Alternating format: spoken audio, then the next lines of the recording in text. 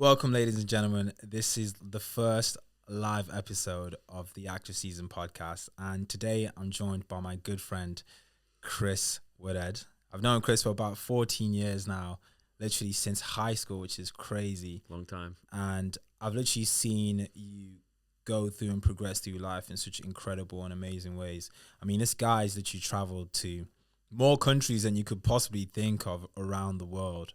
And not only that, he's massively progressed in his career and he's making big moves. And so I wanted to get him on the podcast because this is the guy I go to when I need some advice. So hopefully he can share some wisdom with you guys and help you out as much as he helps me. So Chris, I just want to say thank you for agreeing to come on the podcast. No, thanks for having me on, Leroy. And if there's anything I can share or any insights or wisdom that'll come out from today, then it's an even bigger bonus. Oh, 100%. I mean, let's start off with the adventures. We've just recently had one last night. As you can tell by my t-shirt, we were at the Travis Scott concert in the Manchester Co-op Arena, which is just insane. Yeah. And the story behind that one is 2 months ago, the Travis Scott tickets came out. I was deliberating whether or not to get them. I didn't get them and they sold out. Later on that day, I get a message from Chris saying, "Hey man, I just bought 2 tickets. Don't suppose you want to come to the Travis Scott concert with me?" And honestly, that has probably been one of the best decisions I can honestly say I've made. Yeah.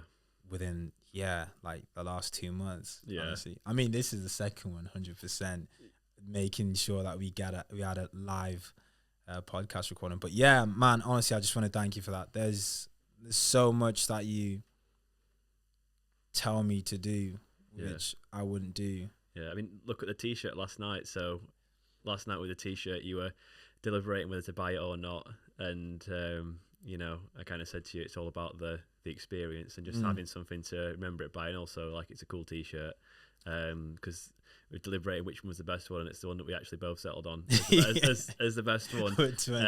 And you were regretting that or not regretting it, but you were worried about regretting it, weren't you? And you were thinking, am I going to regret this? Am I just buying it for the sake of it? And then you came through, didn't you? I mean, literally putting it on this morning, I was like, there's no better feeling than putting something on and you're actually like, yeah, that was a good decision. Because you've got a good memory attached to it as well. Yeah. So every time you'll remember the concert and the show for it. So that's I think that's a bigger bonus out of it as well. It truly, truly is. And so, Chris, there's so many things I want us to talk about today. Not only are we going to talk a little bit about the traveling, how you've managed to travel to so many different places and what's got you to do that. Yeah. Chris is also senior in sales. So we're going to get some of his ideas and wisdom on, selling and understanding what it's like to be and make it to the top of the sales industry as well. So let's start off with the traveling. You've been to a fair few places, haven't you? Yeah, I've been to 37 countries. But the caveat to that is I've never been traveling, so it's all just been, trips, be it short bank holiday trips, be it couple of week vacations, touring around certain countries or certain parts of the world. And by the end of this year, it should be up to 41 with what I've got planned in. So I've got a few good trips planned in this year as well.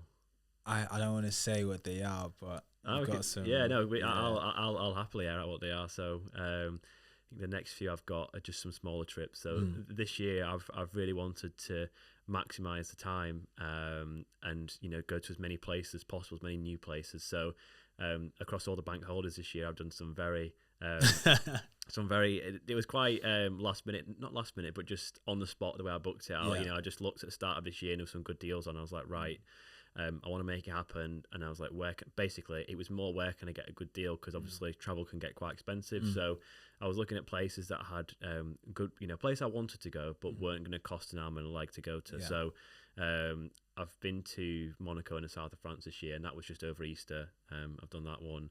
Did a little trip to Switzerland as well. That was just a spontaneous one for a few days over a bank holiday. Expensive trip to Geneva, by the way, just letting you know. It's the thing is, the flight in Switzerland, the flights aren't expensive and the hotel's not too bad. Once you get there, it's a killer. It's so expensive. And then the last one was Italy, which was a pretty cool one, which was going around for a few days. And then I also had a week in Gran Canaria. It was more just like a relax, just chill. Kick back, chill, in that week. But yeah, I'm going to Sweden and Norway again for a few days. That's over a bank holiday. And then got a week in Morocco to chill and relax.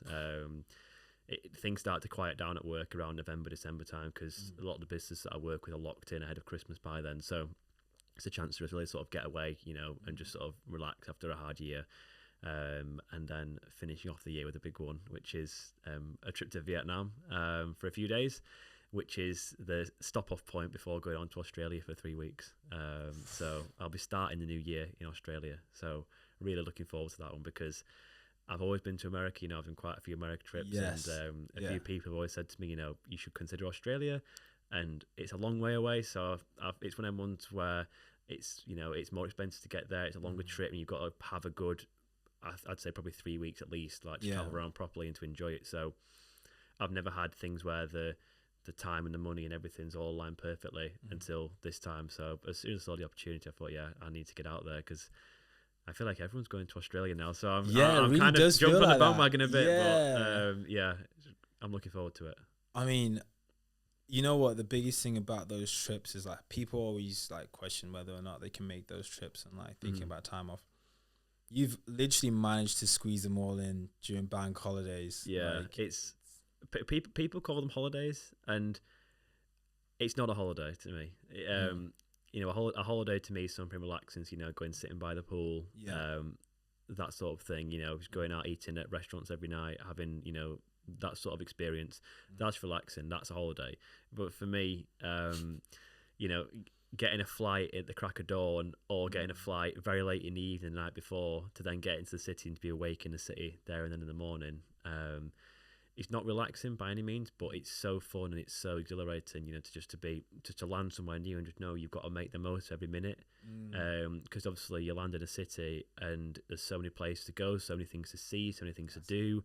But you also got to figure out how am I going to get around. Like, is it a city where I've got to get taxis? Can I use the underground? Has it got trams? Like, so you have to do a bit of research on things. So that's one thing I try and do. There's certain trips that I've gone on where I've also not researched and just kind of lived by the minute, and also that's again quite thrilling, exhilarating. But you're really conscious that, right, I've come to this country, I've got 2.5 days here, in this new city. How am I going to make the most of it, and how am I not going to make sure that the things that I need to do, I should have booked 2 weeks ago and have now sold out? So that's again another thing that sometimes to consider, like when you're going away somewhere. You know what? That's such a good point. I'm such a person who, as I'm sure everyone knows, I'm very spontaneous. I don't really tend to like read up or do too much research before getting somewhere. I just kind of show up there, hope for the best, and make it all work out. I'm a massive believer in where there's a will, there's a way. I was in Madrid for my birthday, and it was actually you who told me. It was so funny because, No, you called before. You called me when you were there, I think. Or I called while I was there. I remember giving a few recommendations. And one of them was to go visit the new Real Madrid stadium. Yeah. And it was completely sold out. Yeah. And on the morning of, I just thought, let's just try one more time. Let's just visit that website one more time. And there we had it. 2 tickets to go see it. And it was just exceptional. It's quite funny. We've spoken while you've been on quite a few of your trips. Yeah.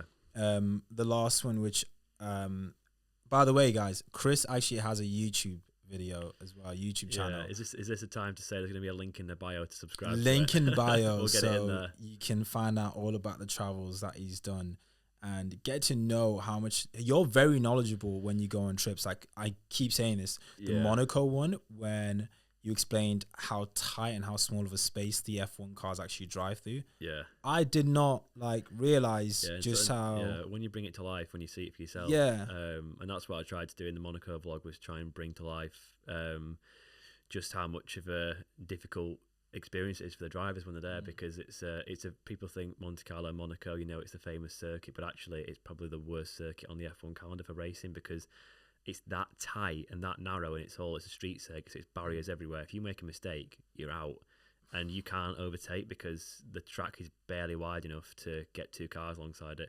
It's like driving along a country road when you want to be driving on a motorway and have that freedom to go around people and, you know, to move around, but actually you're just on a tight country road, and you know, if you stick behind a tractor or something, it's the same thing. You know, you can't really go by it sometimes. Can't go anywhere. It's the same thing there. That it's such a tight place, you know, to be around. But yeah, that was a cool one to make. You're a very logical thinking person, I'd like to say. I think you probably agree. There's a, like, Chris, just the way he thinks to me fascinates me all the time, because like That's one way of putting it. I'm so irrational with the way I think. I'm just kind of like, Yeah. you know, I mean, you've seen it this weekend. There's certain things I'm like, oh yeah, that should work out. And you're like, Yeah. really? Is that like the best way to?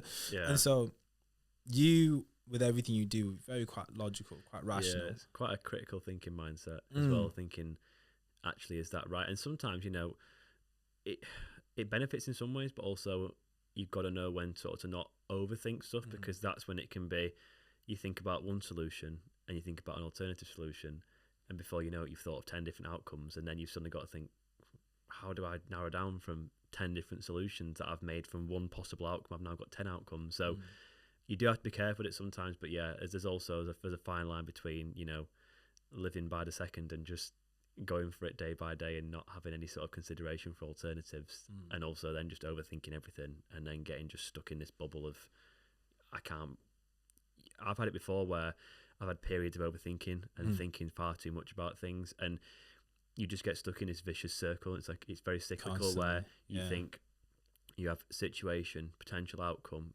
positive or negative, and then you just keep circling back around, because you think, oh, could I do it better, or what about this? You think of a negative and you've got to think of another solution to try and overcome that negative. So yeah, in a lot of cases, like, it's good to have that, but also don't let it go too far, because I've done that before, and you do fall into a bit of a rabbit hole then.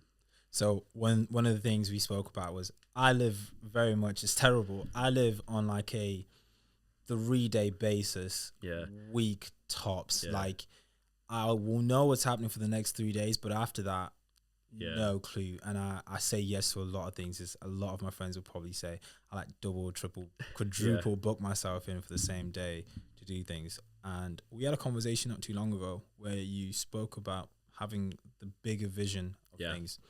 Yeah. And how you used it to propel yourself, not only in your career, but your life in general. Yeah. And that was looking at life in almost 3 years. Yeah. 3 years for each thing. Yeah.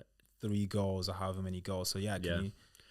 Yeah, so I think this kind of stemmed from a period when I was really struggling to find any direction, find any focus. So a bit of background on the situation. So I went to university like a lot of people, out the back of sixth form. You know, very much the sixth form wanted everyone to go to university. That was sort of the natural thing for people to do. So I went to university and I was there for probably 2 months or so, I think. I was there for about 2 months and I realised this is just not for me. And it wasn't the studying or things like that, you know, and I was not going to drop out. It was never a case of that. I knew I needed to find an alternative. But I was very much in a situation where, right, this is not for me. I've got to get through. And this was kind of a smaller sort of, it wasn't like a 3-year thing, but I was like, right, I've got 9 months to get through. I've got 9 months to see out the first year, make sure that I do my best possible if I am staying on, because I don't want to like bomb the first year and have to, you know, redo it or you know, something like that. And after, you know, another year of uni fees and all the costs, things like that, and just being a year behind, you don't want that. So I may try to give it my all, but also look for an alternative. And the alternative that I found was a degree apprenticeship. So, you know, 9 months down the line, I'd applied for a few jobs. I got a few offers and I picked the one that, you know, was most appealing for me. So I started that in September 2018. Yeah, September 2018 I started. And it was actually a 3-year program. So kind of by default, it gave you that nice 3-year structure to know that, right, for the next 3 years, I'm going to be learning, developing, you know, getting my degree, but also learning on the job with work, things like that. And I've got goals where, you know, for me, like I wanted to save up to buy a house. And I think it was towards the end of the 3rd year that became a possibility. And then it was kind of into the next 3-year cycle. You know, I realised, what do I want to do? Right, you know, buy a house, which I did, you know, a couple months in. And now I've kind of cemented that situation where, you know, I've got my own place and very comfortable with it. And it's, you know, I've kind of grown from there. I wanted to move on in my career, and that took a little bit longer than I wanted to, but it happened still. It happened. It happened just towards, I had hopes it could happen maybe into the first 3-year cycle, but it was actually the second piece. I was like, right, it's not happened yet, so it needs to happen. And actually it's happened and happened again. So it didn't come first time round, but then it's kind of like, it's come, you know, doubled up. It's doubled up from there. So I kind of try and break things down because, you know, as well, when I first started working as well, I was very much, right, you know, I want to be like CEO in 2 weeks sort of thing. Is that sort of mindset? That's how everyone like, you know, thinks, it's like, why can't I do it? And you very quickly come to realise when you get put in situations, you know, be on the job, or, you know, it could be by your manager, it could be by a customer or anything like that. You come to realise, actually, I've not got the experience yet in terms of knowing how to do this. So then I look and think, right, well, in 3 years' time, a logical step will be this. What do I need to do to be able to do that? And I've had some really good coaches over the years. It's something that I can't recommend enough to people. Be it in the workplace, getting a coach from someone who's either doing a job that you want to do, or sometimes from a complete different area to give you a complete different outlook on things as well. Someone who's more senior than you, or maybe a similar grade to you, but they work somewhere different, in a different part of the business to give you that different outlook. Or you can also look at paying for a coach as well, because there's a lot of good, career coaches or just general personal coaching, type coaches, and people help with things like that. And of course, personal training coaches as well, who do things and help with that sort of stuff. Because that was actually one thing that massive helped me get in shape and start to really kick on in terms of my gym and things like that. Was actually paying for a personal coach, not paying for a PT to have PT sessions, but paying for a coach who would look across my week by week, my calories, my training, things like that, and they get me to film myself sometimes so they could like measure my form. But I quickly started to, learn the form and things like that, going to the gym, but it was actually the consistency of knowing how to tailor your diet and, your steps or, your workouts, that sort of stuff to actually keep progressing. So one of the biggest things that you mentioned there for me was it's investing in yourself, right? Yeah. Not only investing in yourself, like I mentioned before, being self-aware. So being self-aware of that situation where either it's a customer or your managers put you in a situation you're like, as much as I want to be CEO, I actually don't know how to manage that situation as much as I thought I could. So, okay, in 3 years' time, what do I need to do to be able to manage that? And it's like, okay, step 1 is become self-aware. Step 2, get a coach. Step 3, apply the learnings of what you've been taught. Do you know what I mean? Because it's funny you said that. I had a coach as well. So this year I had a set of goals I wanted to accomplish. One of them was having a personal coach to take my fitness to the next level. Yeah. When I tell you, for like the first 4 weeks of having him and paying him, I did nothing. Yeah. Do you know what I mean? I did nothing. I was like, it was so bad. I was like ducking the like messages he was sending me to be like, yo, so like, what's your weigh-in today? I wasn't doing any of it. It was so bad. But I tell you what, in that second month, in that 8th week, something just kind of clicked, and I was like, and I promise you, it changed everything. Yeah, it changed everything. Yeah, it does when you start to see the progress with it. I know with mine again as well. I was doing the check-ins and everything, but after a couple of weeks, you're thinking I want to see some progress, see some difference, and actually, it doesn't really come yet. And then you look down the line, and I think it was about 6 months for me for my sort of transformation from sort of being where I could have a really clear image of like, wow, there's a lot of change happening. Yeah. It was probably about 6 months for me. At the end of those 6 months, like I took a photo and I put it side by side, because I'd not done a proper side by side yet with this, like the start photo. Yeah. And I put it side by side, and I was like, wow. Yeah. I couldn't believe it. Like side by side, I was like, yeah, I've really made a difference. And that was the first time. I remember posting on my Instagram story, and I'd never had the confidence to ever post anything like, fitnessy related or, anything like body related before. Well, because some people are naturally quite confident with it, where, particularly when they're in good shape, they're happy to share that content. And for me, I was like, I'm in really good shape and it's really motivational for people. And still I was scared to post it. And then when I posted it, it was actually pretty cool, because, you start to see actually, you've made a massive difference in people. Actually, I never expected this in a million years, but actually people reach out and be like, say, I don't think I made people suddenly want to get motivated and get fit, but I certainly help people, or, like, showed them it was possible. It was that sort of like a bit of extra encouragement people needed, like that it's actually possible and actually can do. Because you got to be vulnerable as well, and because I had to share that start photo where I looked horrendous. And as good as you look now, you've also got to own up to the fact that once upon a time you look like that. Let yourself get to that, I think I struggled to accept it for a bit. It took me a few days seeing them side by side to actually accept that I even like looked like that. But 6 months later, it was like, wow. It is mad, because during that time, it's actually quite crazy, because if you think about it, we don't speak all the time. No.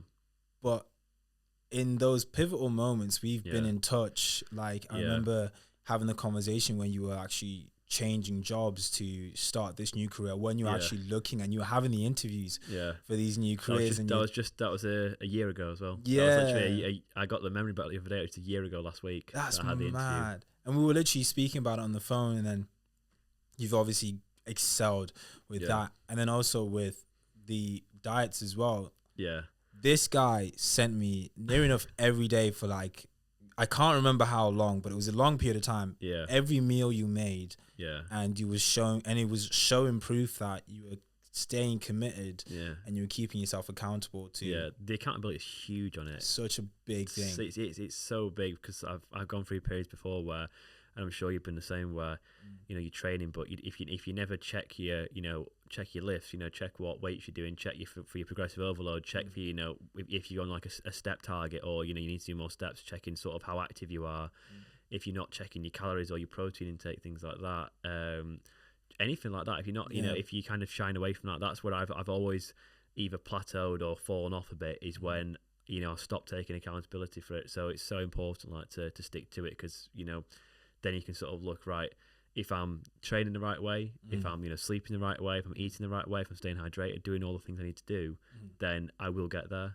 And it's that accountability that then, coupled with consistency, you should get your goal off the back of that. Do you know what? A big thing about you, which obviously I haven't come to visit you, staying at your house, which is stunning, by the way. Thank you. Is your ability to take responsibility for everything in your life. You have to. Yeah, a lot of people you meet will always have a reason for why it's not their fault or why something's happened to them, but you genuinely take full responsibility for everything. Where does that mindset come from? Because it's just like, I really can't pin it down to one place, but I think it's just something that's come naturally from starting my career at a sort of quite a young age. So with the way things sort of fell for me, I was already in my career by 19. So at 19, I was already starting off doing a full-time job, the sort of job that people do in the 30s and 40s as well, after 15, 20 years of experience. Obviously, I was at a slightly more junior level. I was at a slightly more junior level compared to other people, but doing the same sort of things and learning from them, and very quickly having to sort of scale up, knowing that I'd be on the same level as them in a few years when I was qualified. So I had to, very quickly scale up from a young age.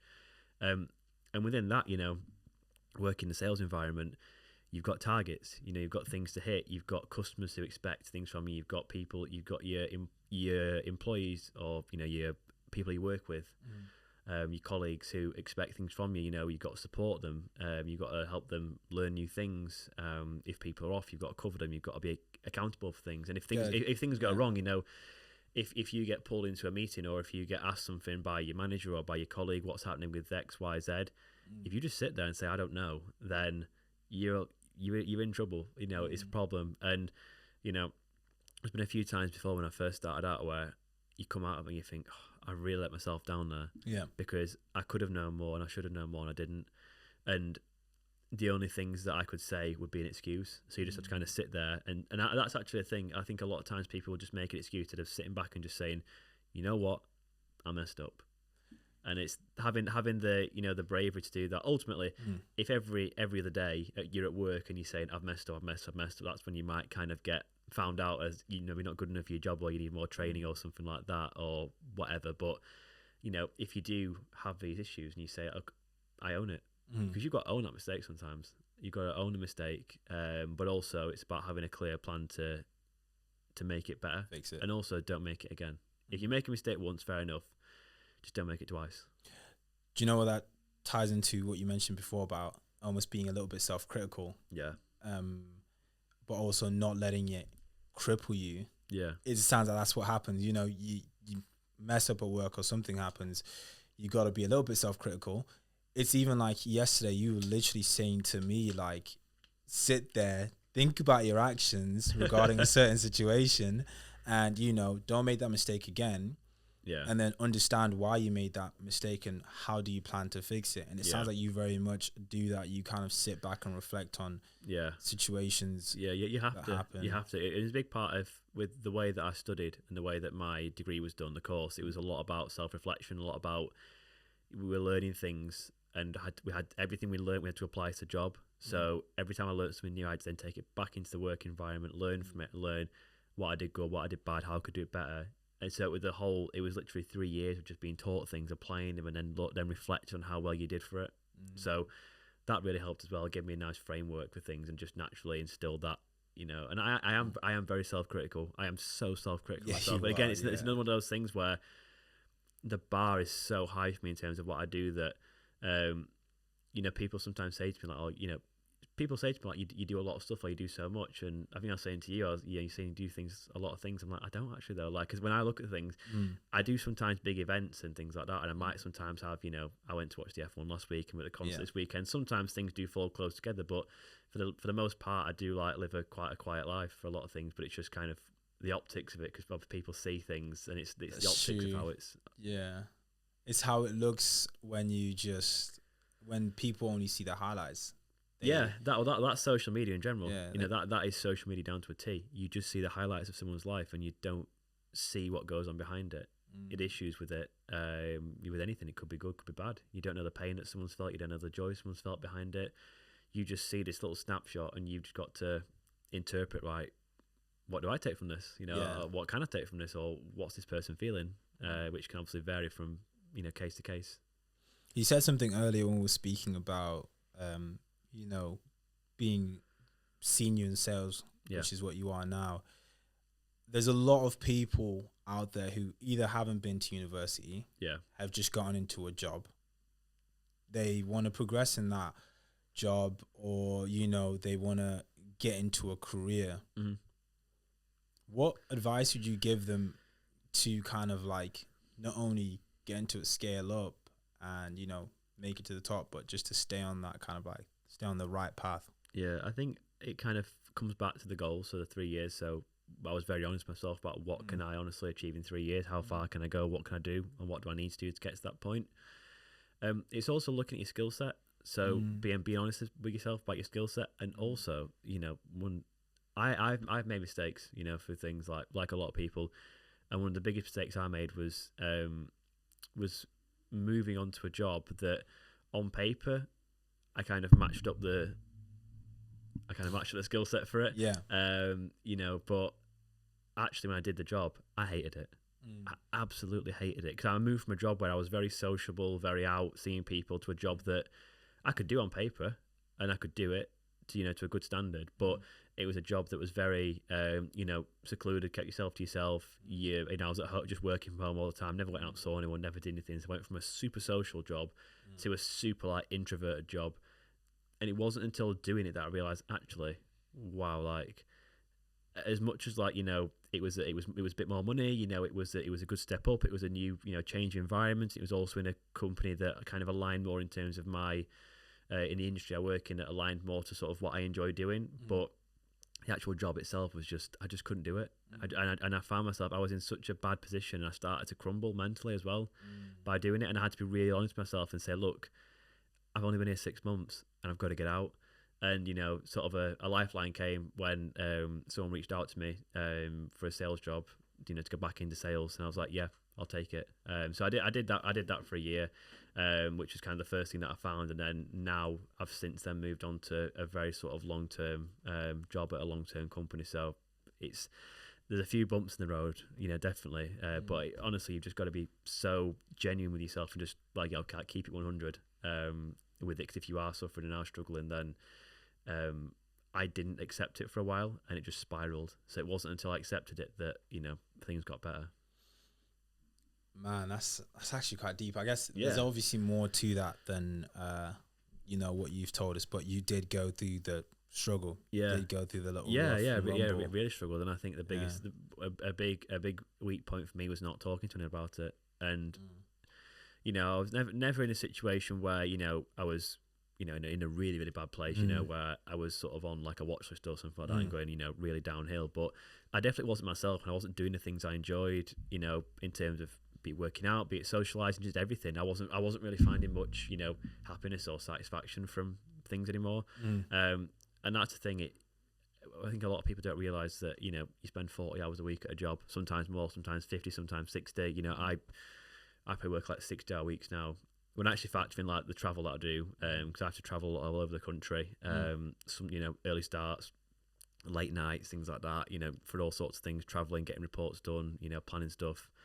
So it's a lot of time. And if that big chunk of your week is spent doing something you don't enjoy, then it's really, really going to negatively impact you. So yeah, you've got to be really honest about what you enjoy, and don't feel like you have to do something because it's what your parents might have wanted for you, or what like you feel like you have to do, or because you've gone to university a certain degree, you feel like you've got to follow that path. If you've done 3 years at uni and you realise actually I don't quite enjoy that, you've got the degree, and we see nowadays degrees are so transferable. The skill sets and just having a degree itself, you can take it anywhere you want with a lot of things. Outside of, I think if you want to be a surgeon, you might need a certain degree to be, I don't think a geography degree would get you into surgery, doing that sort of stuff. But for the most part, a lot of grad jobs and things, it's just having that discipline to have done a degree and then to go from there. Or you can take the step to be like an entrepreneur or something. If you've got something you feel so passionate about, you could, whether you're taking out a loan or whether you're saving up and then investing in something, if you've got a business you're passionate about, run with that as well. Because I find it so inspirational when people, actually do just start their own business, and it's going to be tough for the first few years. You might not even make a penny for the first few years. You might just break even and keep reinvesting it all. But you look at how many businesses there are in the UK now as people under 30 where they started a business, be it in cosmetics and skincare, be it in fashion, be it like gym wear, clothing, stuff like that. There's so many different things out there where people have just had a passion, followed it, stayed true to it, and they've reaped the rewards in the long run, like more than they could have done from just a normal job. Yeah. That's a good point. That's a good point. It's so funny. I mean this in the best way. Sometimes I speak to you and I feel like you're like so much older than I am. Like you're so how much older am I? A few months. Years. Yeah. It's like mad, but like it's obviously goes to show that you've sat and really thought about things to a very deep level, and like had to ask yourself the questions of like, okay, what is it that I want to do? Is this a path I want to take, or is this not a path I want to take? There is something that's really cool about you, and this is ties into enjoying, and you work hard, 60-hour weeks. It's not easy. What do you, besides traveling, you also have a couple passions that, you got to, luckily I got to see yesterday. What are your other passions that you love? I mean, look at the guy's drippy right now. Camera, look at him. I mean, there's certain things that I like to do that are kind of intermittent. Going to see someone like Travis Scott. Obviously, the opportunity comes around maybe once a year if you're lucky. Yeah. Realistically, once every few years when he does tours in the UK, stuff like that. So going to see the artists that I like. I was never quite into concerts when I was younger, and I don't know why. Just never did it. And then I've been to a few now. I've been to see Drake. Been to see Travis Scott. Also went to go see Liam Gallagher recently as well. My dad brought me up listening to Oasis, and but I've never actually been to see them live when I was younger. Before they broke up, but I've not seen Noel or Liam since they separated either. And going to see that for the first time was an incredible show. Incredible to do that. Sporting events. I've got sports that I enjoy. I do enjoy quite a few sports. But there's also ones that some that I've played, but also some like American sports, American football, and things like Formula One. Obviously, it's quite difficult to get into karting and doing Formula One. It's very expensive. So I never had the opportunity to play those sports or take part in them, but through watching them, I love watching sports, and it's things that, if I can do it when I'm abroad. I've been to NFL games, I've been to basketball games overseas, football games, Formula One. I think that's everything. I try and try and build them in, but also in the UK I like going to see like cricket games, things like that. I enjoy it, and I just enjoy cricket. I'm one of them sort of sad people who can just enjoy a game of cricket as much as if it's a pro team playing, or like if I go watch my old like Saturday league team that I used to play for as a kid. I can still take enjoyment out of it just by doing that, because sometimes it's nice just to be outside and just sort of. We've not had a summer this year, so I can't. I've been to one game this year. I normally get to one every few weeks. I've been to one all summer, so that kind of speaks more for the summer we've had this year. But I do like to go out and do stuff like that. Obviously, you're a man after my own heart in terms of working out. Going to the gym, and that's when it's kind of taken a bit of a backward step this year.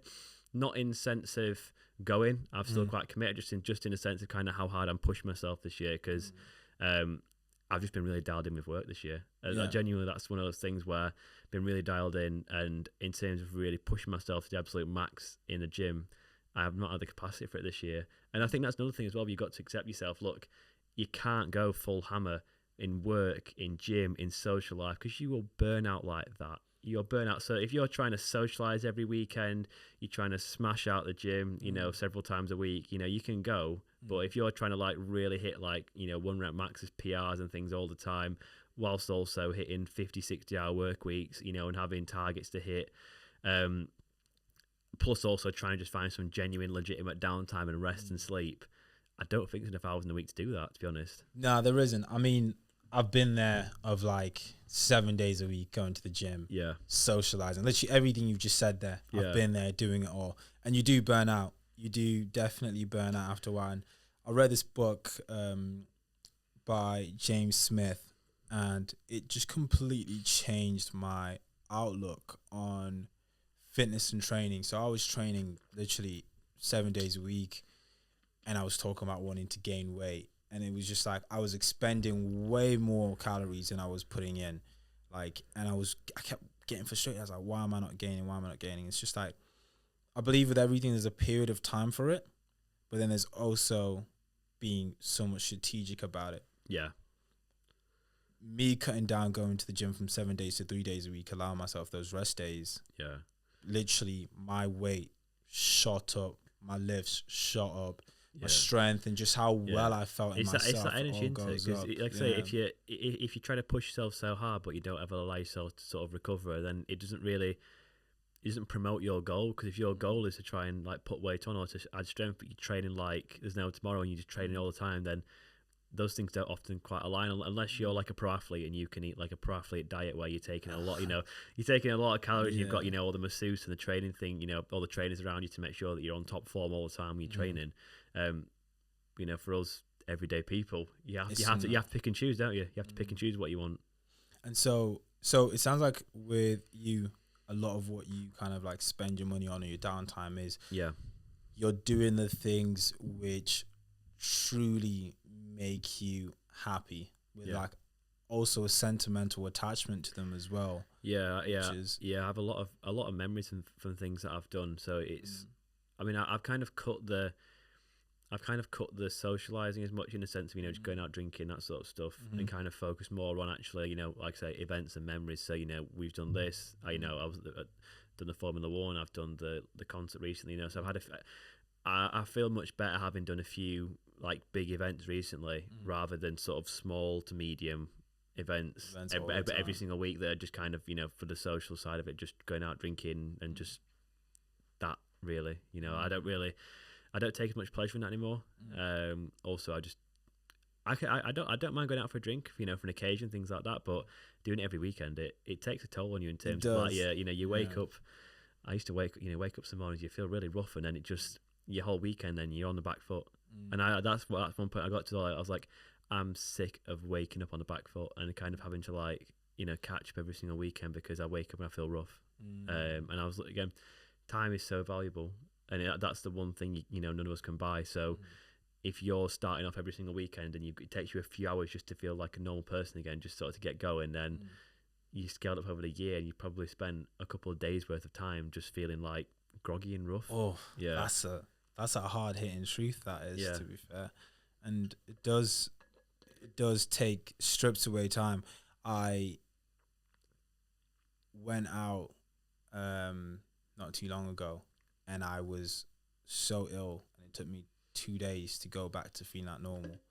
And that was literally the moment where I realized this is why I don't go out as much anymore, because it's just not worth it.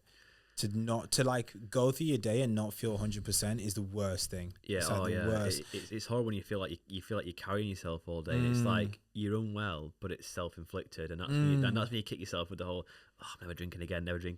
Yeah. And I've not quite got to that point yet, because like I say, I do still like going out and socializing, having a drink with people, but I'm not at the point where it's like every Friday and Saturday, because that's rough. I was at that stage at one point a few years ago, particularly after COVID. Yeah, a few years of lockdown, you kind of want to make up for lost time, and it kind of tailed off a bit, and it's kind of leveled out now. There's another thing I want to speak to you about, which is finances. Yeah, like I spoke to you about, and you've helped me out quite a lot with my finances. Yeah, your money management skills were not great. Yeah, my money management skills were terrible. Yeah, and so I wanted to see if you could help other people out as well, because you've massively helped me out. Yeah. In terms of you, how do you understand your finances to then put them into the pots that you put them into, Yeah. and then also enjoy it? Because the thing is, I always felt like there was one extreme or the other for me, which was Yeah. in over enjoyment Yeah.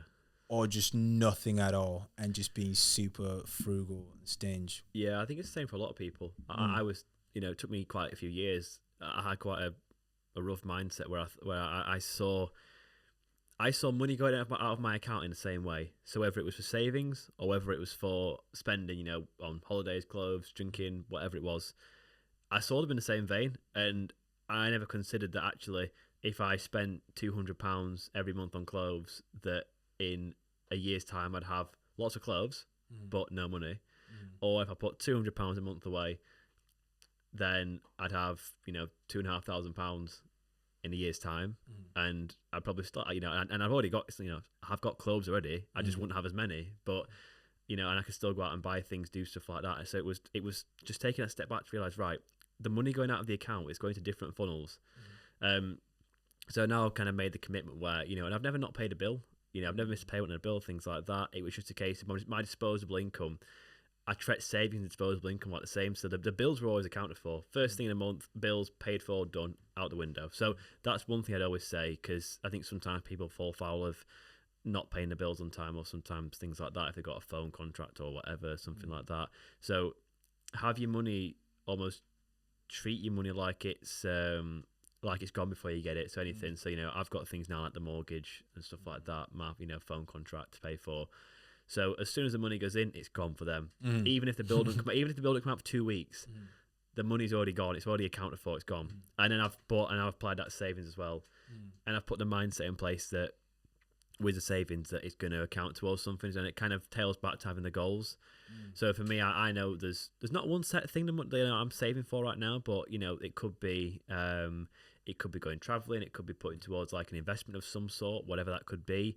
But it's just knowing that, like, right, in a year, 2 years, 3 years time, when it comes to that moment, that I've got it there and I can just, I've got the option to do what I want with it, to take it where I want. Whereas otherwise, I'd hate to be in a situation where I look ahead in 3 years time, or in 3 years time looking back, and I'm like, oh, I could have had this by now. Instead, I've spent X, Y, Z on too much, just kind of consumable stuff. I got really lazy and I was eating out 4 times a week. When I actually enjoy cooking, I could have cooked at home. Yeah. Like, say if I'd done something, that's not me, but if I'd done something like that, I'd look back and think, oh, I've got a perfect business plan here and I needed that money.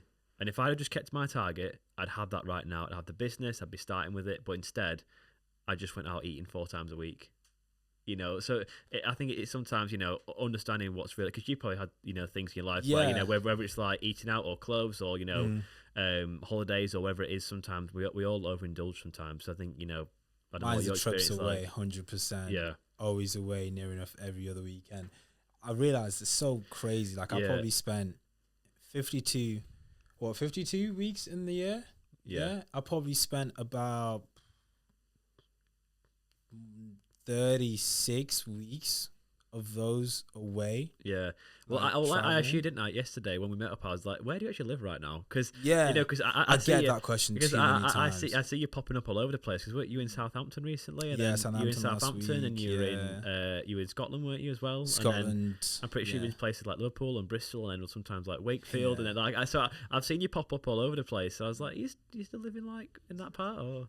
Mr. International. And then you sometimes just go pop off to like Marseille and places like that as well. Like recently, I was like, you're like exchanging now, or like you're going somewhere overseas, or what? So it's I think, what, for me it was very much, it's a lot of mine is because I've got friends all over the place. Yeah, which is a massive thing I'm grateful for. Yeah, but it's also expensive. Like so expensive. Like you said, you gave me advice of like, just take 6 months break, sit down and just chill. If anyone wants to see you, they can come visit you. Yeah, because that's one thing about you is I know you make a lot of effort to go and see people and do things on their terms. So I think that's what I was saying before, is it must be so expensive, like getting trains and driving and going everywhere doing the stuff. So it's actually about sometimes being brave to take the step back and be like, right, if these people truly value me, then they'll come to me for a bit. And if I genuinely say, look, I can't afford £200 for train and food and night out and things like that.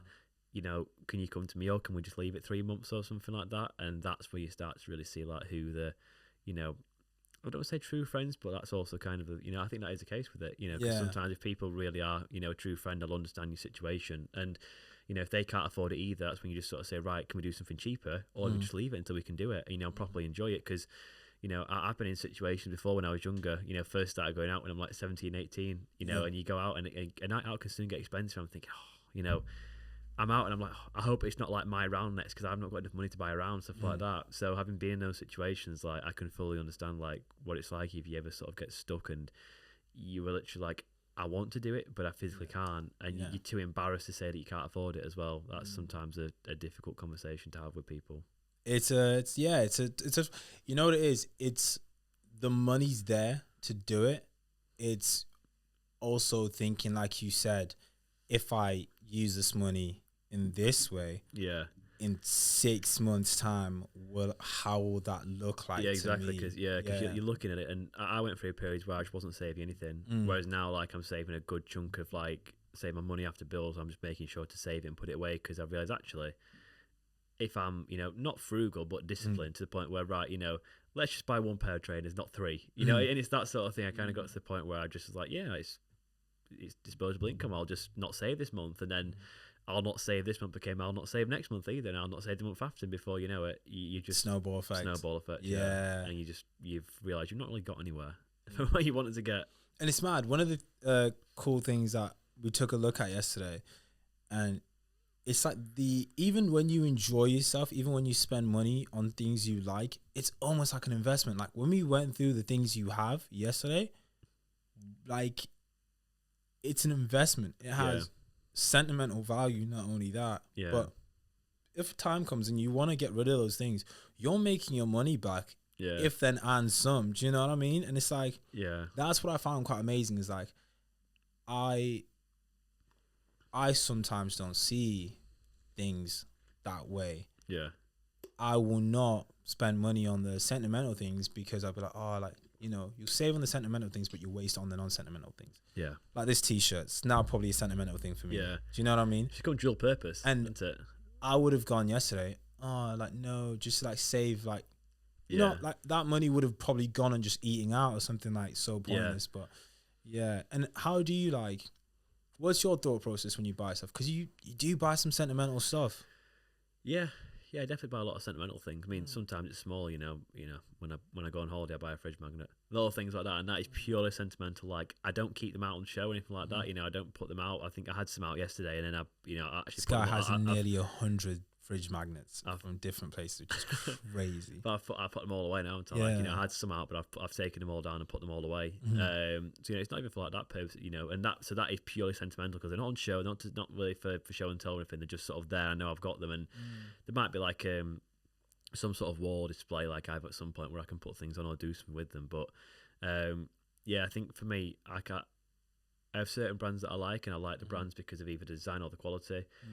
But it's like that quality and longevity side of things, because a lot of things that I own, like, I'll have and wear for years. And sometimes, I mean, we were going through yesterday, and it was like I was trying to find that T-shirt and I couldn't find it. That's what, to the point where I thought I'd lost it. It was a Travis Scott T-shirt I got about 5 years ago, and I think I've worn it twice.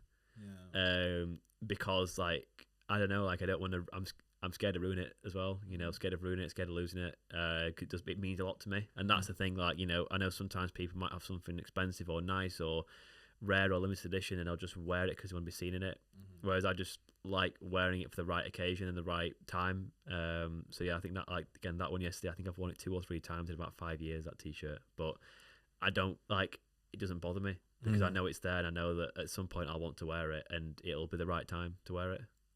The thing which I really admire about you, and we spoke about quite a bit, is I feel like you look at life as, you almost gamify life with upgrades and levels up, and like each stage you're like, okay, I'm at like level. Super Mario game or something. it's not like, but you do, like, even yesterday when we were talking about obviously the new project that you're working on and the new thing that's coming up, it's like you're like, but like this is just the basics where I'm at right now. This is the next level up, and then after that, 3 years time, it's going to be the next level up.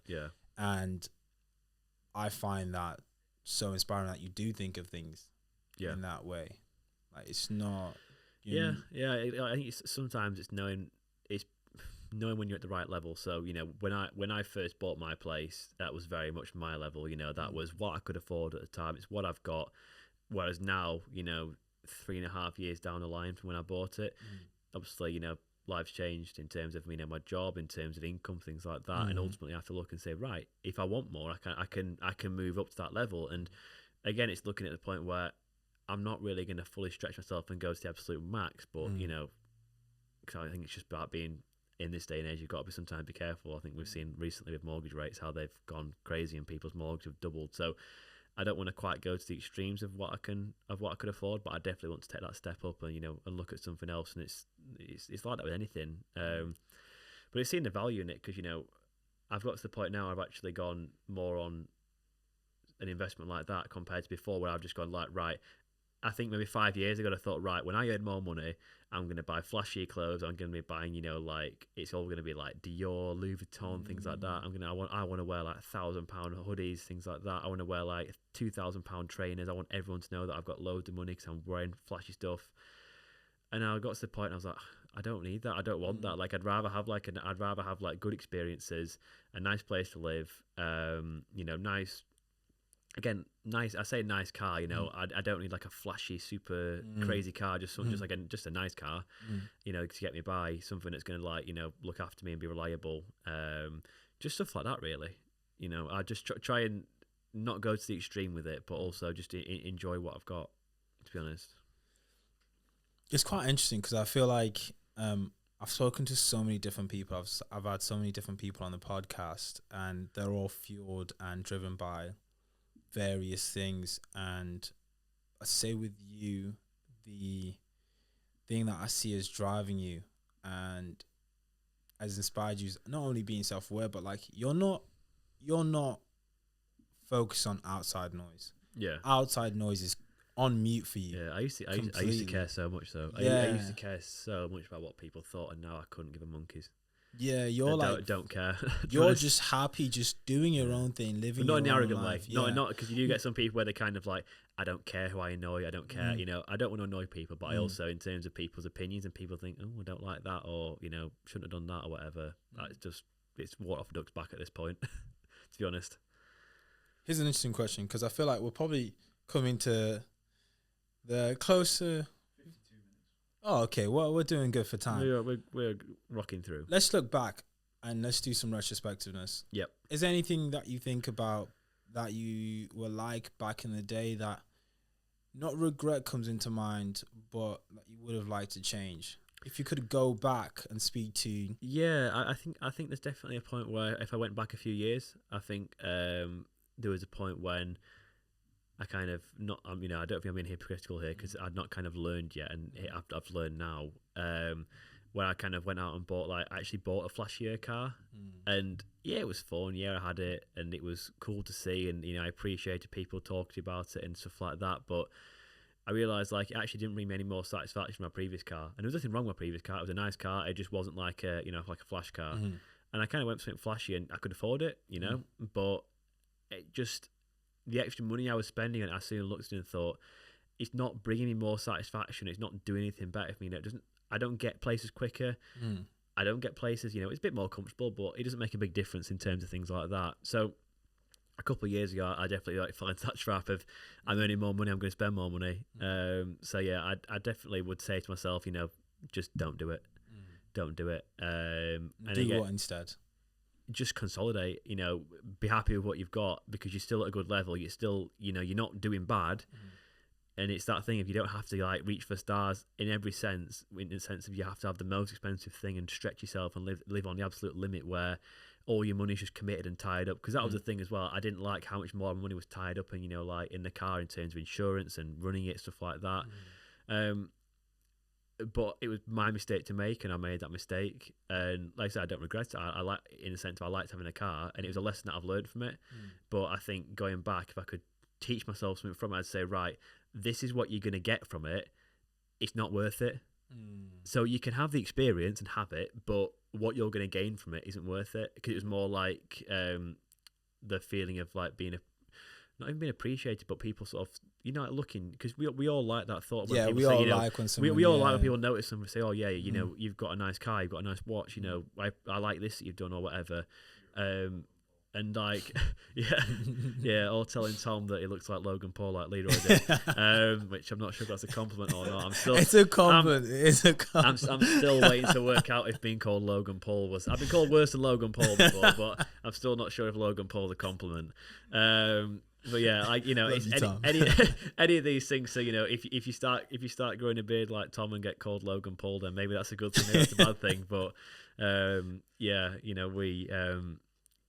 think for me it was looking for gratification. That's the word I was looking for. I was trying to almost like buy gratification. Big thing that I've learned for myself: don't try and buy gratification. Earn it instead. Oh, do you know what? Absolute banger that you just said there. Yeah, it ties into what you also said to me about being at work and being senior, but also looking so young. You were like, you've gotta go in there. You gotta earn that respect. Oh yeah. Yeah, when I walk in when I've walked in places I was like 21, 22-year-old, and I'm walking in with people that have been in the company longer than I've been alive, and I'm walking into meetings with major customers, things like that, and straight away you're on the back foot. As much as you don't want to say it, you are. And as much as people in this day and age, people could never admit that they'd like look down on you because you're younger, but being a young professional, you do have to accept that someone who's got 25, 30 years of experience is going to look at you and think, why is this person who's got 2 years experience and only like 20, 22 years of life in general going to be able to like compete with me in terms of what they know? So you have to prove yourself from the offset. Straight from the out, you have to prove yourself, because you can be up against sometimes, and if you make a mistake, they will look at you straight away and think, not he's got it wrong because he's got it wrong and he's made a mistake, he's got it wrong because he's not experienced enough and he shouldn't be here. And that's really hard. I think the resolution to that, which you do a lot, is research. You research so much stuff, don't you? You're constantly just sat kind of like, if there's anything I hate like not knowing or being in a situation like, just like getting somewhere and thinking, if I'd just taken 5 minutes to like check this beforehand, I wouldn't have been in this situation, because it nearly always costs you more as well in terms of time and money if you don't research it as well, or don't I'm not saying you have to plan every outcome. This is what I'm saying before. You don't have to plan every outcome and overthink the life out of something, but just knowing that right, I'm going to do this, and if I can't do that, I'll do that. And that means that I'm not going to lose time, and it's not going to cost me more money, because sometimes if people don't, I don't know, we see it with things like a train ticket or something, or a plane ticket. Sometimes you don't book it in advance or plan it or have like a plan B or something, it can cost you a lot of money. If you book a train ticket on the day, it costs like £100. If you book it like a week before, it could cost you like 50, and that's just like an extra £50 that you've got just for being a bit organised or something. Because if you're going to go to say to London or something, sometimes people do it on the train. They might book it like a week before, whereas I try and book it like a month before, 2 months before, because you get it for a lot cheaper. And that's not being a cheapskate, that's just being normal. Smart, that's just being smart, with it.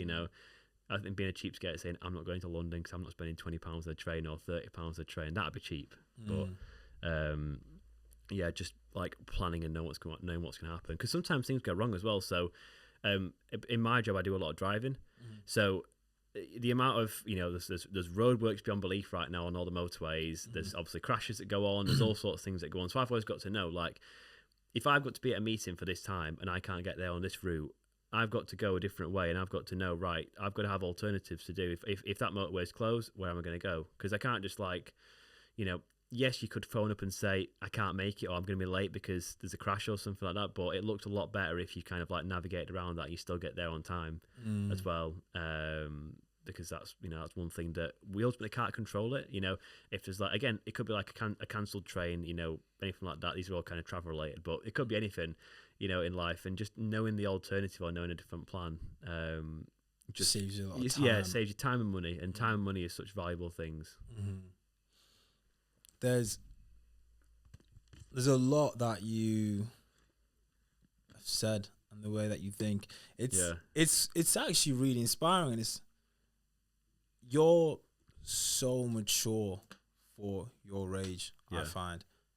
And maybe to a certain degree, I'm very immature for my age too. Yeah, but what is maturity? What is maturity? You know, it's like, are you too mature? Am I too mature? Am I more mature? Like, at what point do you get to like because you just kind of fit it into society narratives, aren't you? I.e., that, you know, like, I mean, there's people we see nowadays. There's some amazing young business leaders who we see. Look at people like Ben Francis with Gymshark, you know, and he's CEO of Gymshark. And I think is he 30 or just almost 30, and he's just turned 30. Yeah, but he's been doing that since, you know, Gymshark's been around for years. He was running that in his mid-20s, but turned to a lot of people saying, I want to be a CEO of a company that's worth several £100 million by mid-20s. People laugh at you, and people think, oh, you know, you're thinking too big. That's far too mature. Like, you can't handle a business at, you know, a multi-million-pound business at 25. But, you know, a lot of times you can. You can. You do these things. You know what?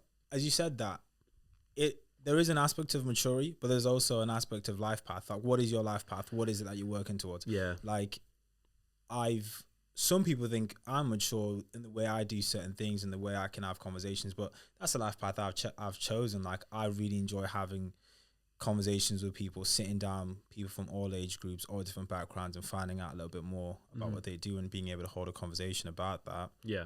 And also loving to travel, always loving to kind of like put myself somewhere new, learning from different things. Yeah. In terms of career path, driving, like in terms of like going down like a corporate route and stuff like that. Yeah. It's not my... Yeah. It doesn't appeal to a lot of people, though. Sometimes people want to be, you know, be a sole trader, you know, or like kind of work for themselves, or they want to go into a partnership with like a friend or like two friends, or sometimes it's working for a small family business, or starting your own sort of small business that you want to become like, but keep it as a family business, not become like a big multinational or big corporation. Or some people just like the, you know, the big multi-corp, things like that. I like working for a big company, but you know, it's also the culture that's the company I'm at is also very important as well. And because I like working for a big company as well, because the opportunity it gives for you, but also, you know, because the company I work for is multinational, I can move overseas as well. So that's also an option, knowing that in a few years' time, if I want to take the next step and move abroad somewhere, which I'd love to do, I can do it quite easily, because, you know, sometimes finding actually that you can, again, and this is what I said about planning. It's like someone might say to you, right, I want to move to America, but moving to America routine is really difficult unless you've got a real specialism, like you're a surgeon, or any sort of skill shortage they might have in the country. It's really difficult to get a visa there, you know, unless you're on or sponsorship, you know, as like a sports player or, you know, a college athlete, something like that. They don't just kind of give the visa that willy-nilly for jobs, you know. So to go through that process, you've got to know that you can do it, and you've got to make it happen. Because, you know, like I say, a big goal for me was to go to America, but I know I've got to have the right foundations in place to get there and to actually, you know, make that dream come true. Because I was very much at a point before where I was like, I want to move to California, but I've got no way of making it happen.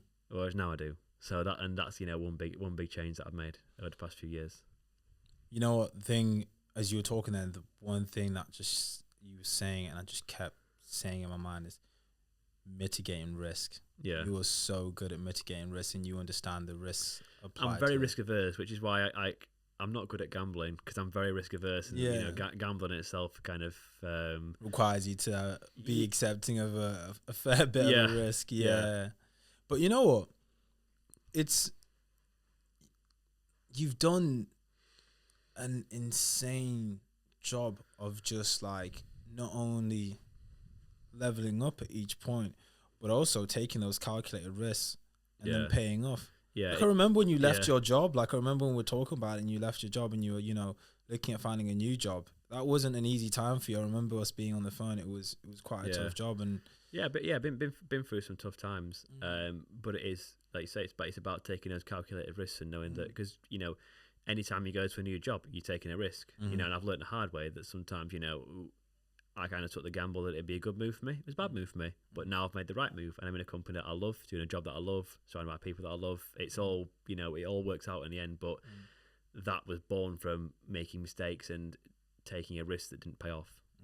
Whereas now this was kind of more of a, again, like I say, anytime you move jobs, it's a risk, but this was a very calculated risk that I took, and I'm massively reaping the rewards in every sense for it now. So we're coming up to the end of the podcast. Yep. And I've a part in it that I just really love. It's called the 5 Whys. Yeah. And I'll just ask you a question, and we'll Yeah. kind of deep dive into why that is Yeah. for you, and what's the deep meaning behind why you are the way you are, why you think Yeah. the way you think. I think for you, just following this conversation is like, why be so calculated? Why is being calculated so important to you? Good question. So I think it's important for me because I know if I'm not and it goes wrong, that because I hold myself so accountable, I'll really beat myself up about it, and I hate that. But why is the accountability so important as well for you? Because I think in life, it's ultimately your life and you've got to live it to yourself and your own standards. So if you can't have the discipline and can't hold yourself accountable, if you're just relying on other people, to kind of keep you afloat, if they fall short and they don't do it, then I don't know how you're going to keep going. If you can't hold yourself accountable for your decisions, your mistakes, then how are you going to keep going? How are you going to progress? How are you going to accept when you're wrong and know when you're right if you're not accountable? Some people do, and things just somehow seem to work out for them. Yeah. Not to say there's a lot of people who don't, and things Yeah. definitely don't work out for them. But like you said there, like, why does accountability and progression play such a key role with each other? Because you can still make progress without even keeping you can make progress without being accountable, but I think it's the case of if things go wrong, you've got to understand why it's gone wrong, and you've also got to be able to own up to your own mistakes. If you can't own up to your own mistakes for things, then you might make progress to start with, but let's go back to the gym. If you start skipping meals, and you start eating out instead, and you start skipping sessions, or you start skipping leg day, or you start skipping push day, and you're not accountable, you might be progressing. Your legs might get bigger, but your arms won't, or your upper body won't if you're skipping, upper body days, things like that, which I don't think people do, so that's quite a bad example. But all the way around, you skip leg day, if I look at myself and think, my legs don't look great, but I've skipped leg day for 4 weeks, or you think, I'm not putting any mass on, but I've not hit my calorie goal for 3 days or for a week, or I hit it once a week. So you might make progress in the short term, but I don't think in the long term people do progress if they're not accountable for things. And another one for you is like, why is the long-term vision so important to you? Because you do have a long-term vision. Yeah, very, very long term with things. Very I think it's long-term. because I think if you don't have that plan, then you just kind of, this is just my opinion, but I feel like people just kind of float aimlessly through life, and I see people now, what are we? We're only 10 years out of school, and we are 8 years out of college, and 5-6 years out of higher education, and I still see people who want to do things. I know people who want to do things, but they've still not got there because they've got no plan. They just kind of like live by the wire and just sort of hope that the right thing will come sometimes, but they're still doing something they don't enjoy and wanting to get there because there's no plan or structure in place. They just want to do it. They don't know when they'll do it, by how they'll do it, what they might have to overcome, what difficulties they might face. It'll just be, I want to do this, and it's going to happen at some point, and it may never happen for them. That's a good point. Yeah. That's a very good point. That's a hard hitter for like a lot of people. Because ultimately people have different goals. Sometimes people, if they want to just work, work a certain job and not progress, or people want to progress, because we all have different views of what progression is. For some people, progression is moving up the corporate ladder. For some people, progression is being comfortable enough in life to have kids, start a family, do things like that. It's all different forms of progression. For some people, progress is running a 5K. For some people, it's deadlifting a certain weight, or squatting a certain weight, or doing something like that, or losing 10 kilos. That's progress for them, and keeping it off. So we all have different definitions of what progress is, because I think a lot of times we fall in the trap of people just think that progress is, I've got to work towards being a CEO, or work towards being really senior in a job and having like a big fancy title and like a flashy house, flashy life, flashy cars. But actually, if you can move to a different stage where you're happier, or more enjoying things, if you have a job and an income and a life that's stable, you have kids, you love them, you enjoy being around them, they're happy, they're healthy, then that's progress as well. I love that answer. Yeah. I love that answer. And do you know what? And I wouldn't have said that a few years ago. For me, I'd have just thought, and that's where I was very like inward looking, because I'd have thought, what's progress? Because progress to me is career, it's job, it's money. But actually, for a lot of people, it's not. Why has that changed? Become more self-aware. That's literally it. Become more self-aware, become better at, owning sort of who I am, but also knowing that other people aren't like me. And if I want to progress but other people don't in terms of their career, then that's fine. I would never hold it against someone, and I'd never look at someone negatively for it. We're just different people, and I always hope that people look at me in the same way, that don't try and pull me back because I want to push and I want to, if you want to stay at this level, that's fine, and you own that, but also allow me to own the fact that I want to move up. It's different. I like that. Chris, that's spot on. You've answered that so well. Like, honestly, we're on the spot, but yeah, no, you answered those so well. Your kind of like vision, which I really like, is I've had so many people come on the podcast and they want to do these like grandiose things, and I think that's amazing. I don't fault them, and you're happy with just making progress. Small steps, big steps. Yeah. Your goal is to constantly progress. It's what they would say, like continuous overload into, you just kind of, you're always trying to sort of take yourself to that next level. And if you're always just improving by that 1% each time, again, whether it's work, gym, health, whatever it could be, just discipline. It's continuous. Is there an end goal? What's the end goal? Have you thought about an end goal? Freedom. Yeah. That freedom to be able to just explore freedom different countries, to do live what I want, you want, when I want, with who I want, and not have to answer to anyone but myself. I'd say. I think that's what. That's a lot of people's goals. I think that's a lot of people's goals. Yeah, a lot of people's goals, but it's true. There's a reason why. I think there's a reason why.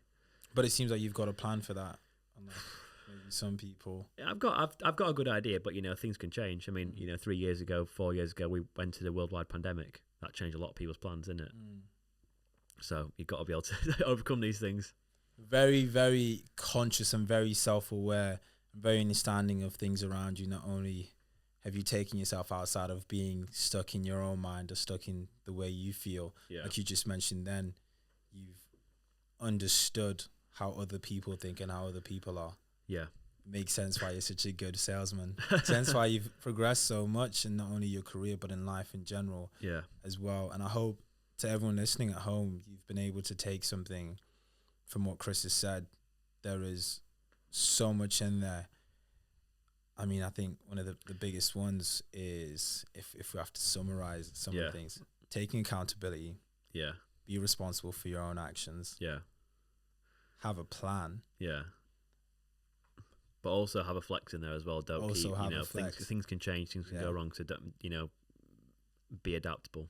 And what you said in the last question is, if someone is, accepting, if people want to hold you back and you want to progress, accept that. And sometimes you have to let go of those people trying to hold you back. Oh yeah, you have to cut them loose. It's tough.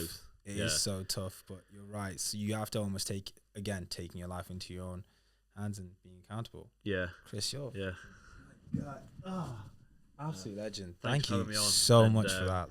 Well, one last little plug. We've got my travel vlogs on YouTube, Woodhead Travels. I'll have the link in the bio, so anyone who wants to follow those as well, keep up to date with what I'm doing on that, you're more than welcome to join the journey.